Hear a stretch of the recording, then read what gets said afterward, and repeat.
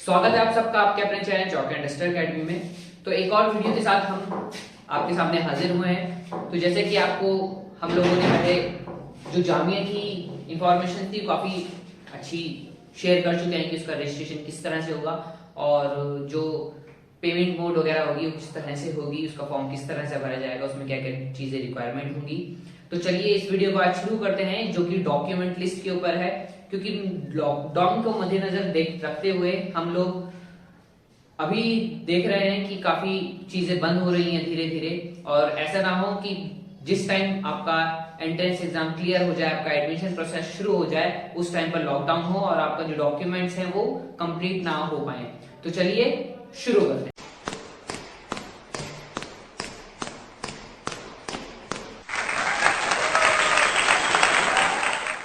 तो एक बार फिर स्वागत करता हूं आपका हमारे channel chalk and duster academy में। तो सबसे पहले रिक्वेस्ट करना चाहूंगा उन सभी स्टूडेंट से कि जिन बच्चों ने हमारी जो वीडियो है रजिस्ट्रेशन किस तरह से होगा और उसका फॉर्म किस तरह से भरा जाएगा वो चीजें अगर नहीं देखी हैं तो आप हमारे आई बटन पर और नीचे डिस्क्रिप्शन में आपको लिंक मिल जाएगा, आप वहां पे जाके सबसे पहले उसको देख लीजिए। उसके बाद का ये प्रोसेस जो मैं आज आपको बताऊंगा डॉक्यूमेंट के बारे में, तो उसके बारे में आज हम जानेंगे। तो इससे पहले आप जाके जल्द से जल्द जाके वीडियो देख लीजिए वो वाली, ठीक है। तो अब हम शुरू करते हैं। सबसे पहले एक मोरल चीजें बता देता हूं आपको एक शॉर्टकट में कि क्या क्या चीजें हमने करी थी पिछली उसमें वीडियोस में। तो सबसे पहले जैसे कि आपको बताया कि जैसे हम रजिस्ट्रेशन करा था उसके कुछ पॉइंट्स लिखे यहाँ पर जो मेजर पॉइंट्स हैं, जो सबसे ज्यादा मोस्ट रिक्वायरमेंट है कि ईमेल आईडी, आपका फोन नंबर, स्टूडेंट फोटो और सिग्नेचर, गार्जियंस के भी सिग्नेचर उसमें अपलोड होने थे, ठीक है, स्टूडेंट्स के भी सिग्नेचर अपलोड होने थे। उसके बाद आपके यहाँ पे आ जाएंगे पेरेंट सिग्नेचर वगैरह, इसमें ही आ गई है, ठीक है। उसके बाद आपका लास्ट मोड था पेमेंट मोड, ठीक है। उसके बाद आपने जो भी अपनी फीस वगैरह फॉर्म वगैरह जो जमा करना होगा, उसमें जो डॉक्यूमेंट्स मांगे होंगे, मार्कशीट वगैरह मांगी होंगी, वो सब चीजें उसमें आ गई होंगी आपकी, ठीक है। तो आज अब हम बात करते हैं कि जब हमारा एंट्रेंस एग्जाम हो जाए, जब हमारा एंट्रेंस एग्जाम हो जाएगा उसके बाद हमारा जो डॉक्यूमेंट्स की रिक्वायरमेंट होगी वो किस तरह से हम उसको कंप्लीट करेंगे, ठीक है। उसमें हमें किसकी चीजों की जरूरत पड़ेगी और आगे हमें क्या क्या अपने डॉक्यूमेंट्स पहले से ही तैयार करवा के रखने हैं। क्योंकि कुछ देखिए डॉक्यूमेंट्स ऐसे होते हैं जैसे कि हमारा कास्ट सर्टिफिकेट है जो सेंट्रल यूनिवर्सिटी का होता है, उसमें ही आपके करीब करीब 10 से 12 दिन आपके लग जाते हैं उसको कंप्लीट होने में।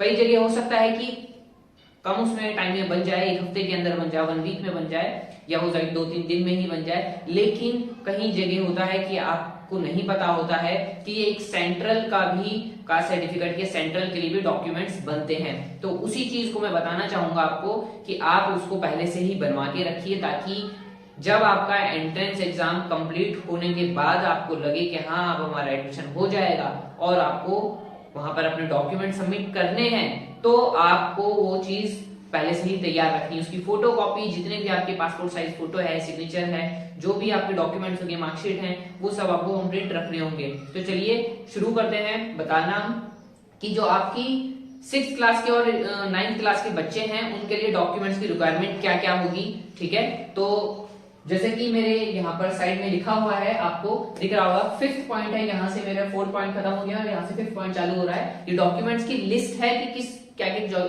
हमें डॉक्यूमेंट्स की लिस्ट की जरूरत पड़ेगी, ठीक है। तो सबसे पहले यहाँ पर लिख रखा है मैंने लास्ट क्लास मार्कशीट, यानी कि जो आपने पिछली क्लास पास करी है। जैसे कि जो बच्चे 6th का एंट्रेंस एग्जाम दिया है तो उन्होंने 5th क्लास पास आउट करी होगी, तो 5th क्लास की आपको मार्कशीट चाहिए होगी जो आपके पिछले स्कूल ने आपको जारी करके दी होगी। और ऐसे ही 9th क्लास के बच्चों के लिए, ठीक है, उनको 8th क्लास की मार्कशीट उनको चाहिए होगी, ठीक है।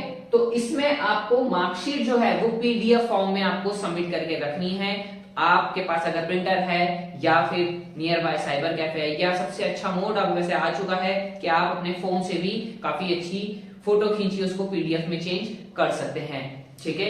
वैसे कैम स्कैनर जो आपका एप्लीकेशन था काफी अच्छा माना जाता था, लेकिन चाइनीज होने की वजह से गवर्नमेंट ने उस पर बैन लगा दिया, वो अब नहीं मिलता है। लेकिन उसकी जगह पर और भी डॉक्यूमेंट्स स्कैन करने वाले एप्लीकेशंस हैं जो आपके डॉक्यूमेंट्स अच्छे स्कैन करते हैं।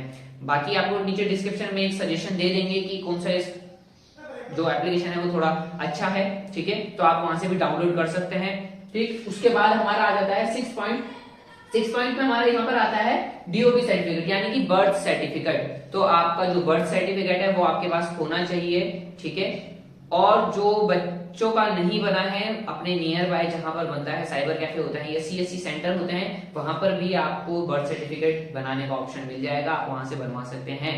ठीक है, आप ये मत सोचिएगा कि मेरी आधार कार्ड में या फिर आपके 10th क्लास के जो बच्चे हैं जैसे कि 9th वाले हैं उनके लिए तो 10th की मार्कशीट ही बर्थ सर्टिफिकेट का भी काम करती है, लेकिन आपके पास नहीं हुआ, जैसे 6th वाले बच्चे हो गए और 9th क्लास के बच्चे हो गए जिन्होंने एंट्रेंस एग्जाम देना है, ठीक है, दिया होगा, और तो उनके लिए जरूरी होगी कि आपको बर्थ सर्टिफिकेट चाहिए होगा। आप नगर निगम या आपके जहां पर भी जिस एरिया के अकॉर्डिंग बनता होगा आप वहां पर पता कीजिए और उसको बनवा के रख लीजिए पहले ही।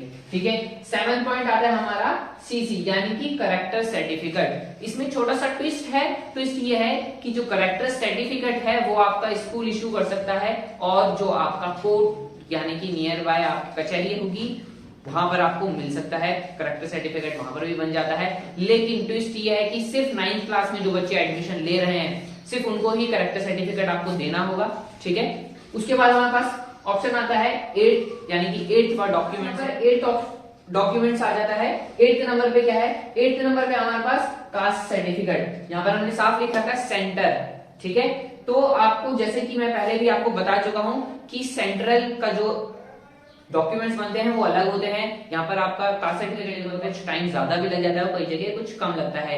मैक्सिमम अगर हम मान के चलें तो 10 से 12 दिन लग जाते हैं, लेकिन कुछ जगहों पर हो सकता है कि 1 वीक में भी आपका मिल जाए। तो वो आप कोशिश कीजिए कि आप इसको पहले से ही तैयार करके रखिए। देखिए, आप माइंड में कई बार ये बात आ जाती है कि हम डॉक्यूमेंट्स पहले से ही तैयार क्यों करके रखें, अभी हमें एंट्रेंस का रिजल्ट पता भी नहीं है और तभी हम अपने डॉक्यूमेंट्स इतना पैसा खर्च क्यों करें, क्योंकि सेंट्रल का जो सर्टिफिकेट है उसको बनवाने में पैसे लगेंगे आपके। ठीक है, और अगर कोई डॉक्यूमेंट्स अगर जैसे एफिडेविट हो गया या फिर आपको करेक्टर सर्टिफिकेट हो गया आपके पास होगा नहीं, ठीक, तो अगर आप पहले से ही बनवा के रखेंगे तो आपको आगे भी वो काम आ सकता है। जरूरी नहीं कि वो अभी ही इसी यूनिवर्सिटी के लिए काम आए या फिर आपका एंट्रेंस एग्जाम क्लियर नहीं होता तब आप कुछ प्रॉब्लम हो और आपका यूज नहीं होगा, वो यूज जरूर हो जाएगा, तो आपका आगे भी बेनिफिट है इसको, इसलिए पहले से ही बनवा के आप रख सकते हैं। 9th पे आ जाता है हमारा 9th नंबर पर में एफिडेविट के बारे में थोड़ा सा बताया था मैंने इसमें कि ये जो एफिडेविट है आपका कचहरी वगैरह में बन जाता है, जैसे कि सर्टिफिकेट का। ठीक है, तो इसमें करेक्टर सर्टिफिकेट वाला भी आपका अगर नहीं मिलता है, स्कूल वाले नहीं प्रोवाइड करते हैं, ठीक है, तो आपका कचहरी से भी बन जाएगा, कोर्ट के पास से बन जाएगा। ठीक है, तो एफिडेविट में आपको यहाँ ध्यान रखिएगा जो कचहरी पे बैठे होते हैं नोटरी वाले या और जो सर्टिफिकेट बनाए एफिडेविट बनाने वाले, उनको बता दीजिएगा कि सेल्फ और रैगिंग के लिए कॉलेज में सबमिट करने के लिए आपको एफिडेविट चाहिए, तो वो खुद ही उसका मटेरियल उसमें लिख देंगे। ठीक है, तो अब यहाँ पर आता है 10th ऑप्शन जो कि है एडमिट कार्ड एंड फॉर्म, यानी कि जो आपका एंट्रेंस एग्जाम का एडमिट कार्ड का होगा। ठीक है, तो वो भी आपको संभाल के रखना है और अपना जो फॉर्म है वो भी आप जो आपने प्रिंट आउट ले लिया होगा, जैसे कि यहाँ पर मैं दिखाया था कि लास्ट पेमेंट करने के बाद अपना फॉर्म सबमिट करने के बाद आपको क्या करना है, उसको सेव करके रख लेनी है, उसकी PDF बना के रख लेनी है आपको। ठीक है, और अगर नहीं बनाई है तो आप अभी जाके आप बना लीजिए, अपनी उसके फॉर्म की PDF बना लीजिए। एडमिट कार्ड जब आएगा तो उसको भी संभाल के रखिएगा, फिजिकल भी। ठीक है, और अपनी फोन पर या मेल आईडी पर उसको सेव कर सकते हैं एक्सटर्नल में। उसके बाद आ जाता है आपका ट्रांसफर सर्टिफिकेट यानी कि TC। 6th क्लास के बच्चे, 9th क्लास के बच्चे या आपकी 11th क्लास के बच्चे जो आएंगे, ठीक है, वो बच्चे अपनी TC अपने स्कूल से निकलवा लें। वैसे तो लॉकडाउन लगा हुआ है, लेकिन अगर कोई ऐसा मोमेंट मिलता है आपको कि हाँ स्कूल, जैसे कि गवर्नमेंट अलग अलग जगह पे बता रही है कि किसी के यहाँ 20 से खुल जाएंगे, किसी के यहाँ 12 तारीख से खुल जाएंगे, तो जैसे ही आपके अगर खुलते हैं स्कूल कॉलेजेस वगैरह, ठीक है, तो आप वहां पर TC के लिए आप अप्लाई कर लीजिए। ठीक है, पहले से ही करके रखिए ताकि आपको बाद में परेशानी ना हो। ठीक है, उसके बाद आपका 12 पॉइंट आ जाता है गैप ईयर एफिडेविट। जी हाँ, अगर आपने 1 साल से ज्यादा, यहाँ पर आपको गाइडलाइंस दे रखी है जामिया ने कि अगर 1 साल से ज्यादा आपका गैप है तो आपको एफिडेविट लगाना होगा कि आपने 1 साल से उस ज्यादा के गैप में आपने करा क्या है। तो उसके लिए आप जो भी आपने अगर करा होगा तो आप उसके डिटेल्स डलवा सकते हैं अपने एफिडेविट में। ठीक है, तो ये सब चीजें थी डॉक्यूमेंट्स के बारे में जो आपकी बहुत ज्यादा जरूरी थी, जो आप पहले से तैयार करके रखें तो बहुत ही ज्यादा अच्छा होगा। ठीक है, तो अगर आपको कोई भी परेशानी होती है किसी डॉक्यूमेंट्स के लिस्ट के बारे में या कोई रजिस्ट्रेशन के बारे में, पेमेंट मोड के बारे में, पेमेंट मोड के बारे में जानकारी के लिए, तो आप हमारे जो व्हाट्सएप नंबर है उस पर जानकारी ले सकते हैं, ठीक है, और कमेंट बॉक्स में पूछ सकते हैं। साथ ही साथ हम ट्विटर और इंस्टाग्राम पर भी आ गए हैं और आप हमें वहां पर फॉलो कर सकते हैं। आपको रोज की वहां पर कुछ ना कुछ डेली की न्यूज मिलती रहेगी, जैसे कि ट्विटर और हमारा इंस्टाग्राम हैंडल हो गया, वहां पर आपको जो लेटेस्ट न्यूज है वो अपडेट मिलती रहेंगी, क्योंकि हर चीज की वीडियोस छोटी होती हैं, बनाना मुमकिन नहीं होता यूट्यूब पर, इसलिए हम वहां पर अपडेट रहते हैं। आप वहां पे भी हमसे संपर्क कर सकते हैं, कोई परेशानी होती है वहां से भी आप हमको सवाल पूछ सकते हैं। तो इसी को हम खत्म करते हैं आज वीडियो को। आज इतना ही आप सभी के लिए वीडियो में। जल्द मिलते हैं एक नई वीडियो के साथ। Thanks for watching this video.